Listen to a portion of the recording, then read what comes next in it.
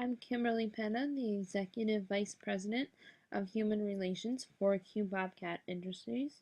I'd like to thank our stakeholders, customers, legal authorities, and the general public for viewing this presentation, which is titled Can Do's and Won't Do's, Virtually No Certainties. And this presentation will focus on Q Bobcat Industries' expansion into the virtual world, in particular the platform of Second Life. I'd like to start off with a little background on what are virtual worlds, and they are computer simulated two-dimensional and three-dimensional environments which allow for interaction among multiple users from people all over the world, and these users are represented by their avatars, which are the virtual representations of the users. Second Life, again, is the platform that Q Bobcat Industries would like to incorporate into our company, and it uses real people and environments, and it's been developed by the company Linden Labs. You may be wondering why we should delve into this virtual world and why would it help our company. Well, there are many business uses for Second Life, and currently more than 1,400 corporations are using the platform. And this is because of its immersive workspace 2.0 feature that has many uses and features, which include training, conferences, online business, and marketing. And more specifically, this can be achieved through virtual meetings, desktop streaming and sharing with others in Second Life, embedding and uploading various media, whether it's photos, video, to share with people in the platform. And also you can schedule and reserve rooms for various conferences or meetings, which is also an important feature. And mainly, Immersive Workspace 2.0, as a part of Second Life, is specifically designed for businesses who want to collaborate with the platform, which appealed to me when looking into virtual worlds. And despite the fact that this is a virtual world, it's important to know that there are real world consequences to your actions in Second Life, and that is why it is important to have a code of conduct or integrity policy, which is also referred to a list of can do's and won't do's, again, which is important to keep in mind while engaging in the virtual business environment. So I have, as you can see here, made a list of some of the most important aspects of the virtual code of conduct. The first can do is that you're encouraged to respectfully interact and collaborate with other users. And a second is to respect everyone's self-identity. Everyone is encouraged and has the right to express their appearance or avatar any way they want, even though it is not a true representation of who they are in real life.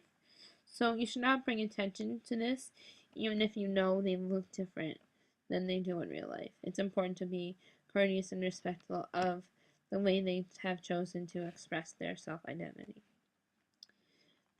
The next rule is to always conduct yourself in a personal manner. You never know who you are going to interact with on the platform, and you never know if someone could end up being a potential business client or connection. And finally, even though you're encouraged to express your individuality through your avatar, they must always have appropriate appearance when engaging in the business environment. So if it's a meeting, a conference, a lecture, or a training session, you should keep it professional, as we do in the real environment. Next, I would like to go over some of the won't do's and things you should not do in the virtual world. The two most important: harassment and cyberbullying. The third is that you should never disrupt or interrupt others who are otherwise engaged in business or meetings, as it's not polite and it's something we wouldn't do in the real world. Also, you shouldn't abruptly ask personal or real life questions to someone in the virtual world. It's just bad manners to make unwanted inquiries, and you should always ask permission if you want to know something personal about the person you're speaking with. And finally, the most important is not to plagiarize others' ideas. If somebody says something in a meeting or a conference or through conversation that you want to use in your report or some other business piece, you must ask their permission first. And following the code of conduct, I have a statement that you should all keep in mind. Building a reputation of trust within a virtual world represents a commitment to be truthful and accountable with fellow digital citizens. Disregarding the code of conduct is a violation of that trust, and users will be removed from this project and placed on probation from Bobcat Industries. So, just as we have rules in our real business environment, you should also follow them in the virtual environment as well.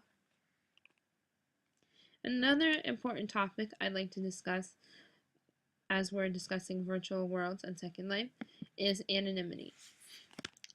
Ethically speaking, while many see being anonymous as lying, I think for privacy and security reasons, should you choose, it is acceptable to remain anonymous, especially with the nature of the internet.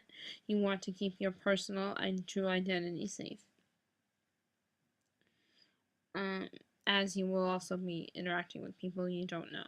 However, you must identify yourself when you are working with real-life coworkers and associates. This way you know what you can discuss because you'll know who you're talking to, and there won't be any confusion. And to help with that, a pseudonym or a nickname will be required, and all company employees will know each other's pseudonyms. A list will be sent out to everybody who is on the project. So that's another way to keep your real identity safe and secure, and it's also an easy way so we all know who each other is. So I'd like to discuss a little bit of what's next for QBobcat Industries with using this virtual world and the future of the company. As you have seen through the various platforms and business settings, there is a lot more flexibility,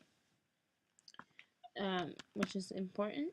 You can really discuss projects without coming to the office should you need to stay home for personal reasons, or if there needed to be conferences on weekends. That is a possibility with the Second Life platform. Finally, also, there are options to use remote freelancers.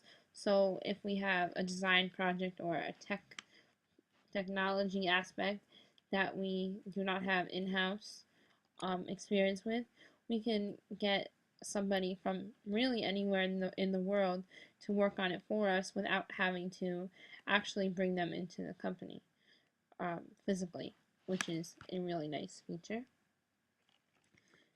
As I said, the ability to work from home and the flexibility. And you can really share data with staff anywhere in the world, which leads me to my final and most important point of global expansion. With the use of Second Life, QBobcat Industries can now become a global company, and we can have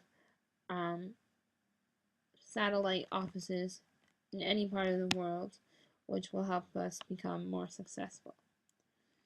So I thank you again for viewing our presentation on the virtual world of Second Life and how it could impact our company. Thank you.